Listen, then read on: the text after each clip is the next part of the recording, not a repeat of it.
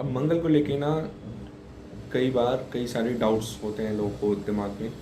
जैसे कि एक क्वेश्चन होता है कि मांगलिक तो नहीं है कोई, तो पहले इसको एड्रेस कर देते हैं। मांगलिक का क्या है कि मार्स ना सोल्जर है, प्रोटेक्टिव नेचर का है, देयरफॉर अग्रेसिव है।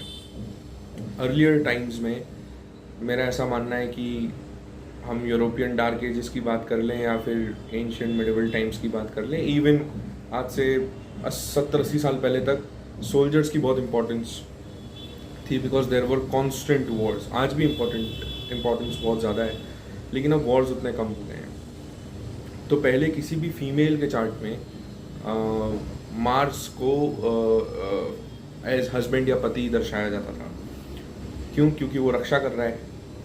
अब चेंज होके अब जुपिटर हो गया, बिकॉज अब पालन पोषण का काम है। सो रोल्स हैव स्विच्ड, लेकिन कई बार मंगल से भी देख लेते हैं। तो अगर किसी लड़की कोई मांगलिक है, मांगलिक का मतलब है कि मंगल आपके 7th हाउस को किसी भी तरीके से इम्पैक्ट करे, वो दृष्टि के थ्रू करे या बैठ जाए।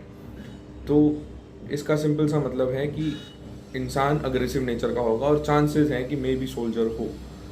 अब सोल्जर्स के लिए there is a huge possibility कि वॉर्स में जा रहे हो तो यू गेट फ्रीक्वेंट इंजरीज और यू नो आप कई बार वीर गति को भी प्राप्त हो जाते हैं।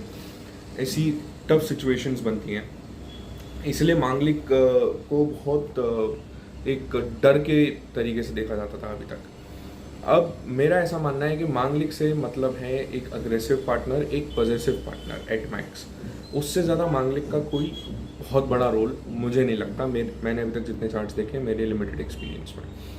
और जैसे काल, समय, परिस्थिति सब बदल रही हैं, उस हिसाब से आपको प्लैनेट को जज करना चाहिए। तो अब मांगलिक का वो नहीं है कि आपने किसी से शादी कर ली और कोई लड़का या लड़की मांगलिक है तो आप बीमार हो जाओगे या आपका डेथ हो जाएगा। It does not works that way any more.